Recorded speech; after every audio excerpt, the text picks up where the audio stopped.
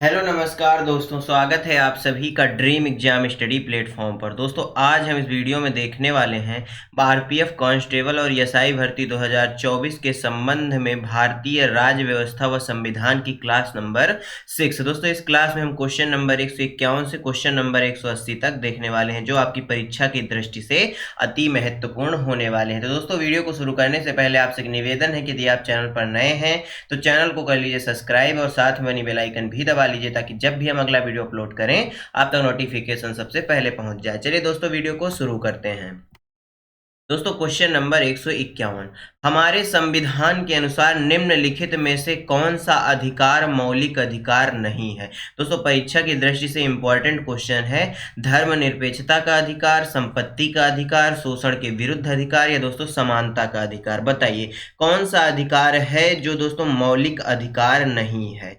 दोस्तों मौलिक अधिकारों की बात की जाए तो धर्म की स्वतंत्रता का जो अधिकार है, इसका जो वर्णन है वह अनुच्छेद 25 से 28 के बीच में मिलता है। कहाँ से दोस्तों? 25 से 28 के बीच में मिलता है। वहीं शोषण के विरुद्ध अधिकार की बात की जाए तो यह अनुच्छेद 23 और 24 में इसका वर्णन मिलता है। वहीं बात की जाए यदि समानता के अधिकार की तो दोस्तों इसका वर्णन 14 से 18 अनुच्छेद में मिलता है। जबकि संपत्ति का जो अधिकार है यह पहले तो मौलिक अधिकार था, परंतु दोस्तों 44वें संविधान संशोधन के द्वारा, कौन से संविधान संशोधन के द्वारा? 44वें कॉन्स्टिट्यूशन अमेंडमेंट के द्वारा दोस्तों इसको विधिक अधिकार बना दिया गया। क्या कर दिया गया दोस्तों? इसको विधिक अधिकार बना दिया गया। मौलिक अधिकार से इसको हटा करके विधिक अधिकार बना करके इसको दोस्तों अनुच्छेद 300 ए में सम्मिलित कर दिया गया। इसलिए दोस्तों इस क्वेश्चन का सही आंसर ऑप्शन बी हो जाएगा। यह बात याद रखिएगा। क्वेश्चन नंबर 152, भारत में सार्वजनिक लोक लेखा समिति का गठन कब हुआ? 1932 में हुआ, 1925 में हुआ, 1921 में हुआ या दोस्तों 1943 में हुआ? बताइए भारत में सार्वजनिक लोक लेखा जो समिति है इसका गठन कब हुआ? दोस्तों सार्वजनिक लोक लेखा समिति की यदि बात की जाए तो इसमें कुल 22 सदस्य होते हैं। कितने सदस्य होते हैं? 22 सदस्य होते हैं, जिसमें से दोस्तों जो 15 सदस्य हैं वह लोकसभा से होते हैं। कौन सी सभा से होते हैं? लोकसभा से होते हैं। जबकि बचे हुए 7 सदस्य राज्यसभा से आते हैं। कहाँ से आते हैं? राज्यसभा से आते हैं। दोस्तों इसके सदस्यों का जो चुनाव है वह एकल संक्रमणीय मत पद्धति के आधार पर किया जाता है। दोस्तों इस समिति का जो कार्यकाल है वह कितने वर्षों का होता है? तो इसका जो कार्यकाल है दोस्तों वह 1 वर्ष का होता है। कितने वर्षों का होता है? 1 वर्ष का होता है। दोस्तों सार्वजनिक लेखा समिति का जो गठन है वह कब किया गया? 1921 में किया गया। ऑप्शन सी क्या हो जाएगा इस क्वेश्चन का? राइट आंसर हो जाएगा। दोस्तों इसे प्रकलन समिति की जुड़वा बहन कहा जाता है। जो एक सार्वजनिक लोकलेख समिति है इसको दोस्तों प्रकलन समिति होती है इसकी जुड़वा बहन कहा जाता है। ये भी इंपॉर्टेंट क्वेश्चन है, इसको भी थोड़ा याद रखिएगा। क्वेश्चन नंबर 153, किस समिति को बजट में शामिल अनुमानों के निरीक्षण और सार्वजनिक व्यय की अर्थव्यवस्था पर सुझाव देने का उत्तरदायित्व सौंपा गया था? स्थायी समिति को, प्राक्कलन समिति को, तदर्थ समिति को या सार्वजनिक समिति को? बताइए किस समिति को बजट में शामिल अनुमानों के निरीक्षण और सार्वजनिक व्यय की अर्थव्यवस्था पर सुझाव देने के लिए उत्तरदायित्व सौंपा गया था? तो दोस्तों वह कौन सी समिति थी? वह दोस्तों प्राक्कलन समिति थी। कौन सी थी? प्राक्कलन समिति थी, जो दोस्तों लोक लेखा समिति की जुड़वा बहन कहलाती है। यह बात भी याद रखिएगा। ऑप्शन बी राइट आंसर हो जाएगा। इसमें सदस्यों की दोस्तों बात की जाए तो इसमें सदस्यों की संख्या 30 होती है। कितनी होती है? 30 होती है। और दोस्तों सभी सदस्यों का जो चुनाव है वह लोकसभा से किया जाता है। कहां से किया जाता है? लोकसभा से किया जाता है। यह बात याद रखिएगा। क्वेश्चन नंबर 154, जम्मू एवं कश्मीर के राज्यपाल की नियुक्ति कौन करता है? प्रधानमंत्री, उच्च न्यायालय के मुख्य न्यायाधीश या दोस्तों राज्य के मुख्यमंत्री या राष्ट्रपति? बताइए दोस्तों जम्मू कश्मीर के जो राज्यपाल हैं उनकी नियुक्ति कौन करता है? तो दोस्तों राष्ट्रपति करते हैं। इस क्वेश्चन का सही आंसर ऑप्शन डी हो जाएगा। दोस्तों अनुच्छेद 370 जम्मू कश्मीर राज्य से संबंधित था। इस अनुच्छेद के तहत दोस्तों जम्मू और कश्मीर राज्य में भारतीय संसद की सभी विधायी शक्तियां निषेधित थी, यानी सभी विधायी शक्तियां लागू नहीं होती। परंतु दोस्तों बात की जाए 5 अगस्त की, कब की बात की जाए? 5 अगस्त 2019 की बात की जाए तो 2019 5 अगस्त 2019 को क्या होता है कि दोस्तों जम्मू कश्मीर पुनर्गठन अधिनियम आता है, जिसके तहत दोस्तों अनुच्छेद 370 और दोस्तों 35A को समाप्त कर दिया जाता है। यह बात याद रखिएगा। क्वेश्चन नंबर 155, राज्यसभा में राज्यों और केंद्र शासित प्रदेशों का प्रतिनिधित्व करने वाले डॉट डॉट सदस्य होते हैं 245, 250, 233 या 222, बताइए। राज्यसभा में राज्यों और केंद्र शासित प्रदेशों का प्रतिनिधित्व करने वाले जो सदस्यों की संख्या है वह कितनी होती है? तो दोस्तों वह कितनी होती है? 233 होती है। कितनी होती है? 233 होती है। प्लस दोस्तों इसमें 12 सदस्यों को मनोनीत करते हैं कौन? राष्ट्रपति जी। यानी दोस्तों 233 प्लस दोस्तों 12, टोटल कितने हो गए?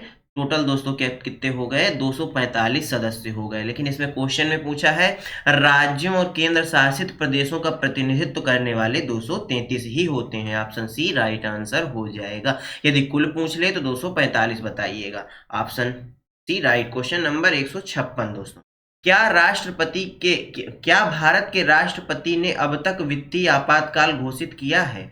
कभी घोषित नहीं किया, हाँ केवल एक बार, या दोस्तों हाँ केवल 2 बार, या फिर दोस्तों हाँ 3 बार, बताइए।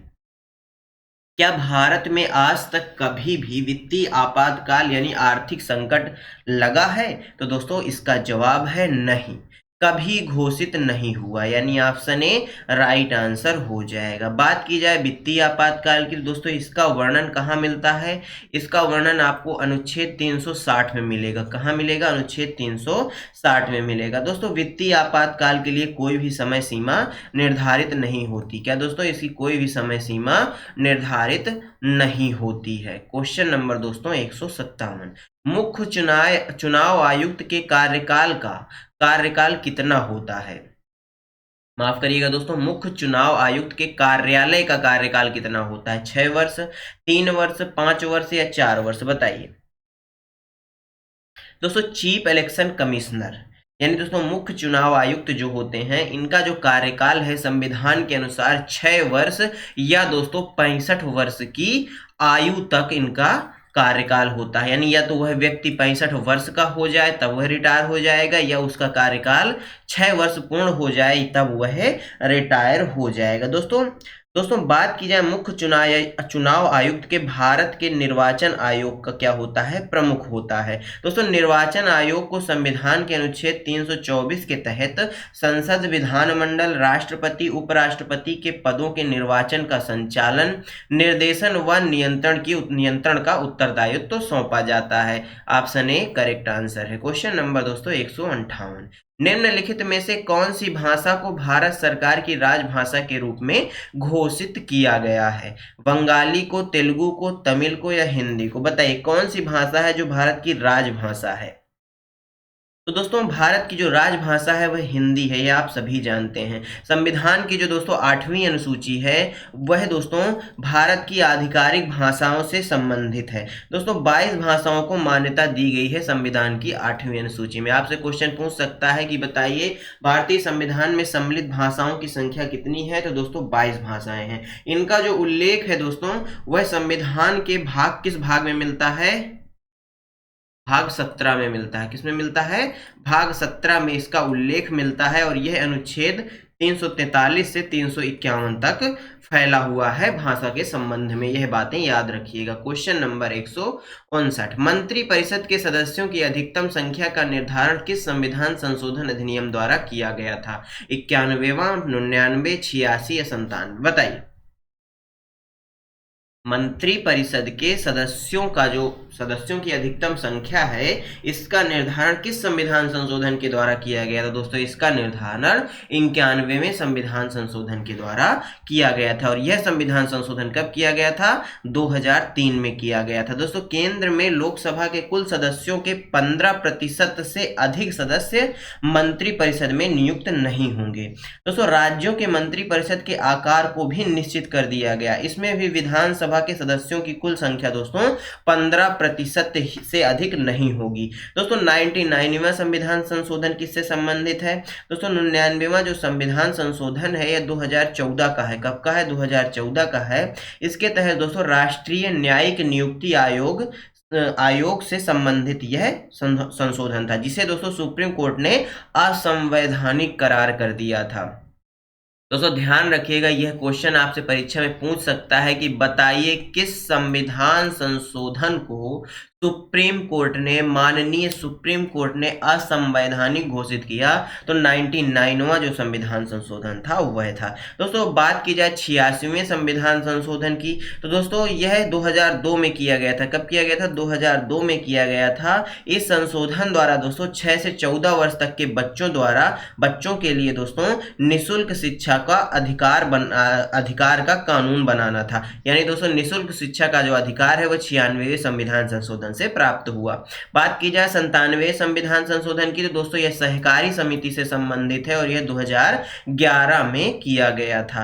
इस क्वेश्चन का सही आंसर ऑप्शन ए हो जाएगा। क्वेश्चन नंबर 160, राज्यपाल द्वारा रोके गए किसी राज्य अधिनियम के संबंध में राष्ट्रपति के पास किस प्रकार का विशेषाधिकार या वीटो होता है? पॉकेट निषेधाधिकार, पूर्ण निषेधाधिकार, निलंबन निषेधाधिकार या योग्य निषेधाधिकार? बताइए।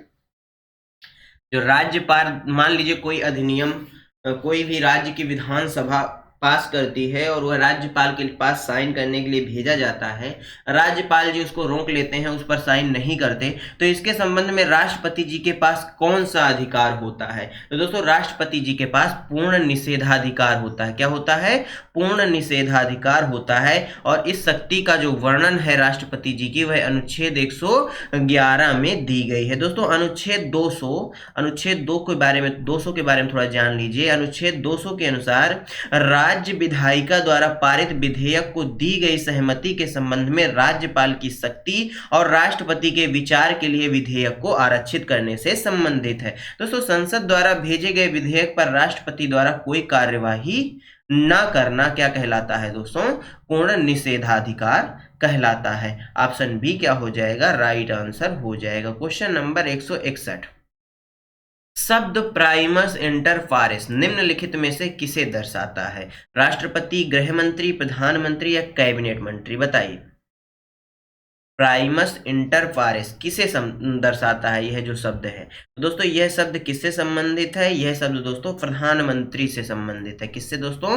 प्राइम मिनिस्टर या पीएम से संबंधित है। दोस्तों लॉर्ड मोरेली ने प्रधानमंत्री को प्राइमस इंटर पारेस जो है कहा था और कैबिनेट को आर्क का प्रमुख पत्थर के रूप में वर्णित किया था। दोस्तों भारत का राष्ट्रपति देश का प्रथम नागरिक होता है। राष्ट्रपति का चुनाव, दोस्तों यहाँ पर राष्ट्रपति जी के बारे में थोड़ा जानकारी है। राष्ट्रपति जी का जो चुनाव है दोस्तों वह एकल संक्रमणीय मत पद्धति एवं गुप्त मतदान पद्धति द्वारा किया जाता है। Option C correct answer. Question number 162 दोस्तों, भारत में केंद्रीय मंत्री पद की शपथ से संबंधित प्रावधान ... में किए गए हैं। तो शपथ से संबंधित अनुसूची कौन सी है? दूसरी, पांचवी, तीसरी या दोस्तों पहली अनुसूची? बताइए। दोस्तों भारत के केंद्रीय मंत्री पद की शपथ से संबंधित जो प्रावधान है वह तीसरी अनुसूची से प्राप्त होते हैं। दूसरी अनुसूची में दोस्तों वेतन भत्तों का वर्णन मिलता है। किसका दोस्तों? वेतन भत्तों का वर्णन दूसरी अनुसूची में मिलता है। जबकि दोस्तों पांचवी अनुसूची में अनुसूचित क्षेत्रों और अनुसूचित जनजातियों पर नियंत्रण और शासन करने संबंधी उपबंध प्राप्त होते हैं। और पहली अनुसूची में आप सभी जानते हैं भारत संघ एवं उनके राज्य के क्षेत्रों के उपबंध मिलते हैं। इस क्वेश्चन का सही आंसर ऑप्शन सी हो जाएगा। क्वेश्चन नंबर 163, निम्नलिखित में से किसको राष्ट्रपति अपना त्यागपत्र देता है? प्रधानमंत्री को, मुख्य न्यायाधीश को, उपराष्ट्रपति को या संसद को? बताइए। जो राष्ट्रपति हैं वह अपना त्यागपत्र किसको देंगे? दोस्तों वह अपना त्यागपत्र उपराष्ट्रपति को देंगे। किसको देंगे? उपराष्ट्रपति को देंगे। जब दोस्तों राष्ट्रपति त्यागपत्र देते हैं तो त्यागपत्र के विषय में लोकसभा अध्यक्ष को सूचित किया जाता है। सबसे पहले किसको सूचित किया जाता है? लोकसभा अध्यक्ष को सूचित किया जाता है। दोस्तों राष्ट्रपति को शपथ भारत के मुख्य न्यायाधीश के द्वारा दिलाई जाती है। किसके द्वारा दिलाई जाती है?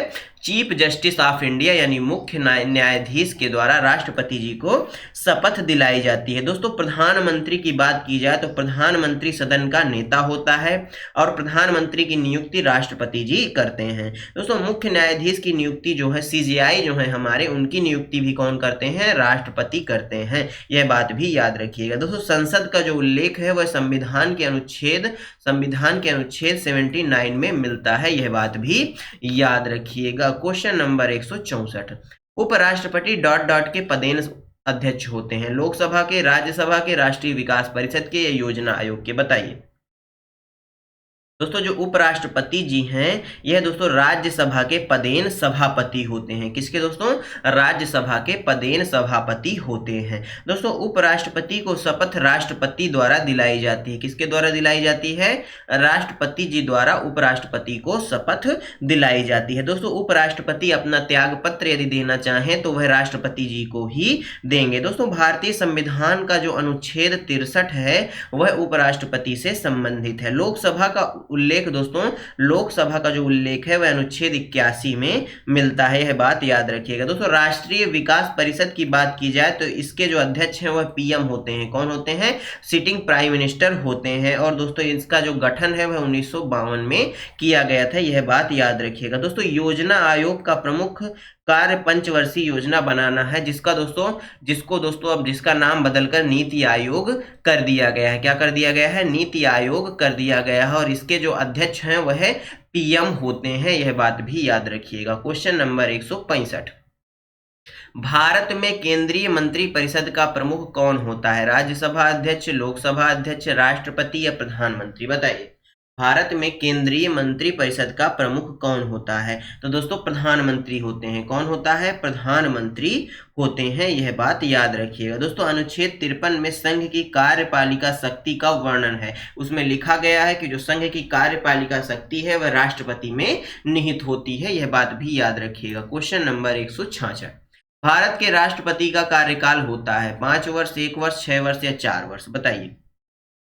दोस्तों भारत के राष्ट्रपति जी का जो कार्यकाल है वह 5 वर्ष का होता है। और कार्यकाल के संबंध में जो वर्णन है राष्ट्रपति जी के वह दोस्तों अनुच्छेद 56 में मिलता है। कहाँ मिलता है? अनुच्छेद 56 में मिलता है। दोस्तों भारत का राष्ट्रपति एक से अधिक बार चुना जा सकता है। दोस्तों राष्ट्रपति का चुनाव आनुपातिक प्रतिनिधित्व प्रणाली के एकल संक्रमणीय मत पद्धति के आधार पर किया जाता है। Option A correct answer. Question number 167, भारतीय संविधान के अनुसार इनमें से कौन सा राज्य के राज्यपाल की नियुक्ति का पात्रता मापदंड नहीं है? दोस्तों निगेटिव पूछा है, कौन सा है जो नहीं है? बताइए। तो दोस्तों वह कौन सा नहीं है? उसे राज्यसभा के सदस्य के रूप में चुनाव के लिए अहर्ता होना चाहिए, उसके पास अहर्ता होनी चाहिए या योग्यता होनी चाहिए, ऐसा नहीं है। ऑप्शन सी राइट आंसर हो जाएगा। दोस्तों संविधान का अनुच्छेद 153 कहता है कि राज्यपाल से संबंधित जो उपबंध है वह 153 में है। दोस्तों भारतीय संविधान के अनुच्छेद 155 के अनुसार राज्यपाल की नियुक्ति राष्ट्रपति के द्वारा की जाती है। दोस्तों भारतीय संविधान के अनुच्छेद 156 के अनुसार राज्यपाल का कार्यकाल 5 वर्ष का होता है। दोस्तों एक राज्यपाल 2 या 2 से अधिक राज्यों का राज्यपाल नियुक्त हो सकता है। दोस्तों राज्य कार्यपालिका का वास्तविक प्रमुख मुख्यमंत्री होता है, राज्यपाल नाम मात्र का अध्यक्ष होता है। यह बात भी याद रखिएगा। क्वेश्चन नंबर दोस्तों 168, भारत के संघ शासित प्रदेश किसके द्वारा शासित होते हैं? राष्ट्रपति, मंत्रिपरिषद, केंद्रीय रक्षा मंत्री या केंद्रीय वित्त मंत्री? बताइए। दोस्तों भारत के जो संघ शासित प्रदेश होते हैं वह भारत के राष्ट्रपति जी द्वारा शासित होते हैं। यह बात याद रखिए। भारत में दोस्तों वर्तमान में कुल 8 केंद्र शासित प्रदेश हैं। कितने हैं? 8 केंद्र शासित प्रदेश और 28 राज्य हैं। दोस्तों भारत का राष्ट्रपति इन प्रदेशों में एक सरकारी प्रशासक या उपराज्यपाल मनोनीत करता है। दोस्तों अनुच्छेद 75 का जो 3rd है इसके अनुसार मंत्रिपरिषद सामूहिक रूप से लोकसभा के प्रति उत्तरदायी होगा। यह बात भी याद रखिएगा। क्वेश्चन नंबर 168 का ऑप्शन ए राइट आंसर हो जाएगा। क्वेश्चन नंबर 169, 1946 में बनी अंतरिम कैबिनेट की अध्यक्षता किसने की थी? भीमराव अंबेडकर जी ने, डॉक्टर राजेंद्र प्रसाद जी ने, राजगोपालाचारी जी ने या जवाहरलाल नेहरू जी ने? बताइए। जो दोस्तों अंतरिम कैबिनेट बैठक हुई थी या गठन हुआ था उसकी अध्यक्षता किसने की थी? तो पंडित जवाहरलाल नेहरू जी ने की थी। दोस्तों जवाहरलाल नेहरू जी के नेतृत्व में 2 सितंबर, कब दोस्तों 2 सितंबर 1946 को अंतरिम सरकार का गठन हुआ था। दोस्तों अंतरिम मंत्रिमंडल में रक्षा मंत्री बलदेव सिंह थे। दोस्तों जो अंतरिम मंत्रिमंडल था इसमें रक्षा मंत्री कौन थे, आपसे क्वेश्चन पूछ सकता है, तो बलदेव सिंह थे। कौन थे दोस्तों? बलदेव सिंह थे, यह बात याद रखिएगा। दोस्तों डॉक्टर भीमराव अंबेडकर जी की अध्यक्षता में प्रारूप समिति का गठन 29 अगस्त 1947 को हुआ था। इस समिति में दोस्तों, इस समिति की बात की जाए कुल 7 सदस्य थे। दोस्तों भारत के प्रथम राष्ट्रपति डॉक्टर राजेंद्र प्रसाद बने। इनका कार्यकाल 1950 से 1962 तक रहा था। इनको दोस्तों देश रत्न और आजाद शत्रु के नाम से जाना जाता है। किनको? डॉक्टर राजेंद्र प्रसाद जी को। दोस्तों राजगोपालाचारी अंतरिम कैबिनेट के शिक्षा मंत्री थे। क्या थे दोस्तों? अंतरिम जो कैबिनेट थी उसके शिक्षा मंत्री राजगोपालाचारी थे। क्वेश्चन नंबर दोस्तों 170, अनुसूचित क्षेत्रों के संबंध में संसदीय कानून बनाने का अधिकार निम्नलिखित में से किसके पास होता है? केवल अल्पसंख्यक के पास, केवल बहुमत द्वारा, या सभी भारतीय नागरिकों के पास, या केवल विशिष्ट लोगों के पास? बताइए। अनुसूचित क्षेत्रों के संबंध में संसदीय कानून बनाने का अधिकार किसके पास होता है? तो दोस्तों यह केवल किसके पास होता है? बताइए दोस्तों, इस क्वेश्चन का सही आंसर क्या हो जाएगा? दोस्तों यहां पर मिस टाइपिंग है। अनुसूचित क्षेत्रों के संबंध में संसदीय कानून बनाने का अधिकार निम्नलिखित में से किसके पास होता है? तो दोस्तों इसका जो आंसर है इनमें से कोई नहीं होगा, यानी इसका जो ऑप्शन है गलत है। इसमें मैं आपको ऑप्शन दे देता हूं, आप बताइएगा। संसद होगा, या फिर दूसरे नंबर पे मान लीजिए मंत्रिमंडल होगा। तीसरा ऑप्शन है दोस्तों राज्यपाल। चौथा ऑप्शन है दोस्तों राज्य विधानमंडल। बताइए इस क्वेश्चन का सही आंसर। दोस्तों इसका सही आंसर संसद हो जाएगा। दोस्तों अनुसूचित क्षेत्रों के संबंध में संसदीय कानून बनाने का अधिकार केवल संसद के पास होता है। दोस्तों अनुसूचित क्षेत्रों और अनुसूचित जनजातियों के प्रशासन के विषय में 5वीं अनुसूची में प्रावधान किए गए हैं। दोस्तों अनुच्छेद 330 में लोकसभा में अनुसूचित जातियों और अनुसूचित जनजातियों के लिए आरक्षण का भी प्रावधान किया गया है। अनुच्छेद 332 में दोस्तों विधानसभाओं में अनुसूचित जातियों और अनुसूचित जनजातियों के लिए आरक्षण का प्रावधान किया गया है। दोस्तों संसद के 3 अंग होते हैं, आप सभी जानते हैं, राष्ट्रपति, लोकसभा और राज्यसभा। यह बातें याद रखिए। इस क्वेश्चन का सही आंसर क्या हो जाएगा दोस्तों? संसद हो जाएगा। क्वेश्चन नंबर 171, राज्य का राज्यपाल कौन होता है? मंत्रिपरिषद, संसद, कैबिनेट, या दोस्तों संसदीय समितियां? बताइए राज्य का राज्यपाल कौन है?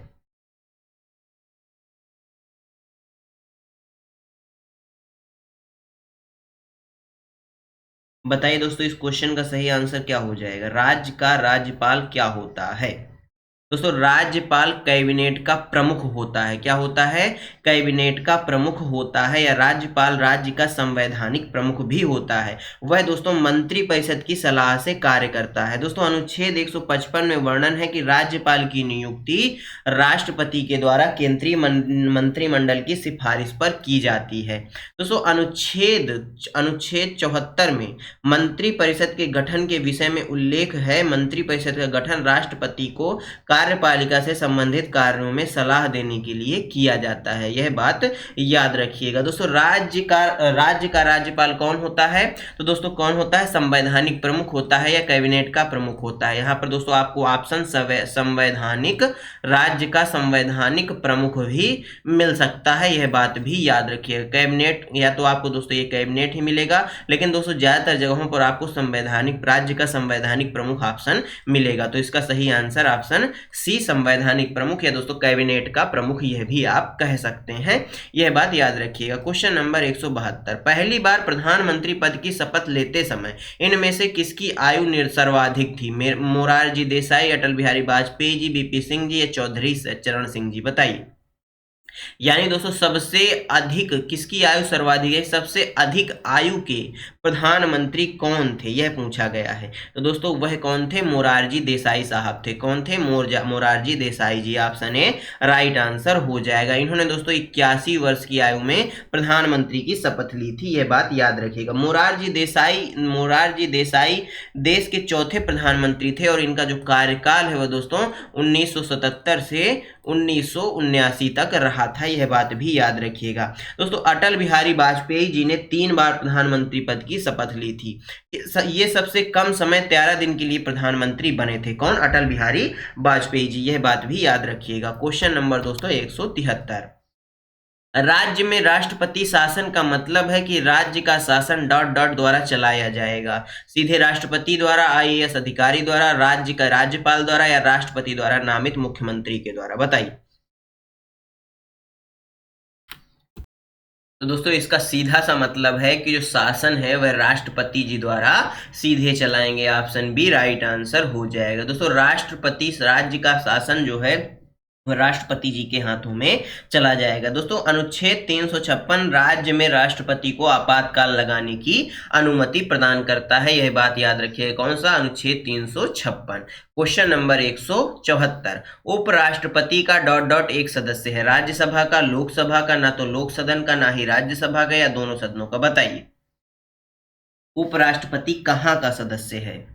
दोस्तों उपराष्ट्रपति जो है ना तो लोक सदन का और ना ही राज्यसभा का सदस्य है, यह बात याद रखिएगा। ऑप्शन सी क्या हो जाएगा, राइट आंसर हो जाएगा। दोस्तों उपराष्ट्रपति कार्यवाहक राष्ट्रपति के रूप में अधिकतम 6 माह तक कार्य कर सकते हैं। दोस्तों उपराष्ट्रपति को दिखावटी महामहिम भी कहा जाता है। दोस्तों राज्यसभा उपराष्ट्रपति राज्यसभा का सभापति होता है। दोस्तों गणतंत्र भारत की प्रथम लोकसभा की प्रथम बैठक 13 मई 1952 को हुई थी, यह बात भी थोड़ा याद रख लीजिएगा। क्वेश्चन नंबर 175, जवाहरलाल नेहरू की मृत्यु के उपरांत भारत के अंतरिम प्रधानमंत्री के रूप में किसने शपथ ली थी। इंपॉर्टेंट क्वेश्चन है दोस्तों, बताइए।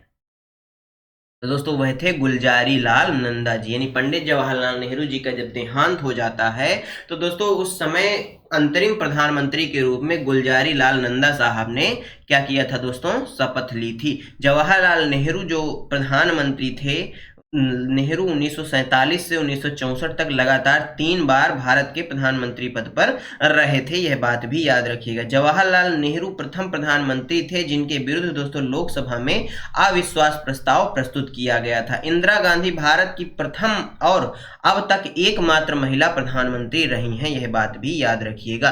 क्वेश्चन नंबर 176, भारत के राष्ट्रपति द्वारा चुना जाता है। भारत के राष्ट्रपति किसके द्वारा चुने जाते हैं। भारत के लोग सीधे चुनते हैं, केंद्रीय मंत्रिमंडल चुनता है, या निर्वाचक मंडल द्वारा अप्रत्यक्ष चुनाव द्वारा चुने जाते हैं, या संयुक्त बैठक में लोकसभा और राज्यसभा के द्वारा चुने जाते हैं, बताइए।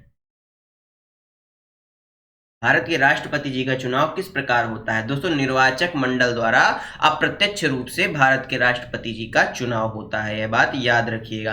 क्वेश्चन नंबर दोस्तों 177, यूपीएससी के अध्यक्ष की नियुक्ति कौन करता है। प्रधानमंत्री, राष्ट्रपति, भारत का मुख्य न्यायाधीश, या दोस्तों लोकसभा अध्यक्ष, बताइए।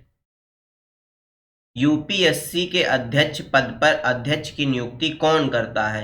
तो दोस्तों राष्ट्रपति जी करते हैं। कौन करता है, राष्ट्रपति जी करते हैं। दोस्तों यूपीएससी के जो अध्यक्ष होंगे वह अपना त्याग पत्र भी राष्ट्रपति को ही सौंपेंगे। दोस्तों यूपीएससी अध्यक्ष का जो कार्यकाल है वह 6 वर्ष या दोस्तों 65 वर्ष की आयु तक होता है। दोस्तों प्रधानमंत्री जो है, अनुच्छेद 75 कहता है प्रधानमंत्री जी के संबंध में कि भारत का एक प्रधानमंत्री होगा जिसकी नियुक्ति राष्ट्रपति जी द्वारा की जाएगी। क्वेश्चन नंबर 178, राष्ट्रपति की अध्यादेश बनाने की शक्ति डॉट डॉट है। संसदीय सहमति की आवश्यकता है, न्यायिक समीक्षा लागू नहीं है, न्यायिक समीक्षा के अधीन है, या विवेकाधीन है, बताइए। जो राष्ट्रपति की अध्यादेश बनाने की शक्ति है वह किसके अधीन है। तो दोस्तों वह न्यायिक समीक्षा के अधीन है। ऑप्शन सी राइट आंसर हो जाएगा।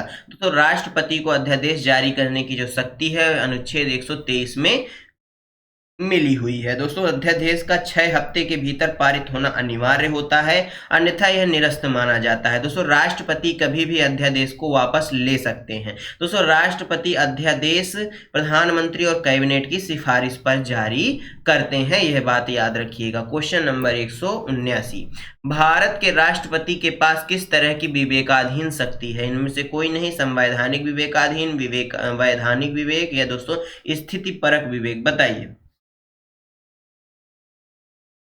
दोस्तों भारत के राष्ट्रपति के पास स्थिति परक विवेक पर आधारित विवेकाधीन शक्ति प्राप्त है, यह बात याद रखिएगा। दोस्तों इन शक्तियों के आधार पर राष्ट्रपति कार्यपालिका के कार्यों को एक सीमा तक नियंत्रित कर सकते हैं। Option D correct answer. Question number 180, दंड के स्वरूप को बदले बिना दंड की अवधि को कम करना डॉट डॉट के नाम से जाना जाता है। मोहलत, सजा या दंड क्षमा, दंड विराम या न्यूनीकरण, बताइए। तो दोस्तों इसको दंड क्षमा या सजा या दंड क्षमा के नाम से जाना जाता है। जो अपराधी को उसे अपराध से पूरी तरह से मुक्त करता है। जो क्षमा है दोस्तों, यह क्या करता है, यह अपराधी को पूरी तरह से अपराध से मुक्त करता है। दोस्तों जैसे इसको उदाहरण को इस प्रकार समझिए। दोस्तों यहाँ पर दोस्तों इसको आप इस प्रकार से समझ सकते हैं कि जैसे दोस्तों गर्भावस्था या दोषी के पागलपन में इस आदेश का अस्थायी रोक लग सकती है। दोस्तों विराम किसी दोषी को दी गई सजा को असाधारण परिस्थितियों में कम करना है। दोस्तों यहाँ पर दंड विराम आया है, इसके संबंध में मैं आपको बता देता हूं। इसका अर्थ है कि किसी दोषी को दी गई सजा को असाधारण परिस्थितियों में कम करना। यानी दोस्तों जैसे कोई महिला जो है वह दोस्तों उसके ऊपर कोई इल्जाम है, उसको सजा मिली हुई है और दोस्तों वह गर्भ धारण की हुई है या गर्भावस्था में है, तो दोस्तों उस समय या दोस्तों कोई भी अपराधी वह पागल हो जाता है, तो दोस्तों उस समय में आदेश द्वारा उस समय में दोस्तों जो दंड विराम आदेश है इसके द्वारा अस्थायी रोक लगाई जा सकती है सजा पर। यह बात याद रखिएगा। Option B correct answer. दोस्तों धन्यवाद आप सभी का हमारे साथ बने रहने के लिए। दोस्तों आज का यह वीडियो आपको कैसा लगा हमें कमेंट बॉक्स में जरूर बताइएगा। यदि वीडियो अच्छा लगा हो वीडियो को लाइक करिएगा, अपने दोस्तों के साथ भी शेयर करिएगा, साथ ही बेल आइकन दबा लीजिएगा ताकि जब भी हम अगला वीडियो अपलोड करें आप तक नोटिफिकेशन सबसे पहले पहुंच जाए। मिलते हैं दोस्तों आपसे अगले वीडियो में, तब तक के लिए जय हिंद जय भारत। अपना और अपनों का ख्याल रखिए, सभी का सम्मान करिए। धन्यवाद दोस्तों।